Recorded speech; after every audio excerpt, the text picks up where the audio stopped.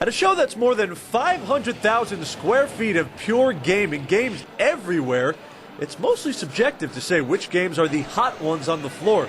But certain titles do seem to draw more crowd and buzz. Games like Final Fantasy XIII, the latest version of the wildly popular series, is set to be released on the PlayStation 3 and seems to be one of the greatest examples of just how powerful the new console will be.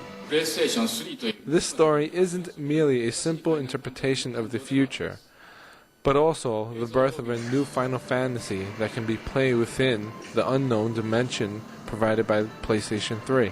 Another title with some history is also reinventing itself. Metal Gear Solid 4 will launch 18 years after the original and is also headed to the PS3. Though developers are being very secretive as to what lead character Snake will save the world from this time around. The storyline, if you've seen our video, we haven't given the entire storyline away yet, but we'll be releasing the details of that as we go forward into the fall and early spring. Author Tom Clancy has developed a loyal fan base through games he helps create. Next up from him, Splinter Cell Double Agent. The game plays differently depending on where your loyalties lie. Every single mission you'll have decisions to take. These decisions have an effect on the storyline. You're torn between your duty and your morals.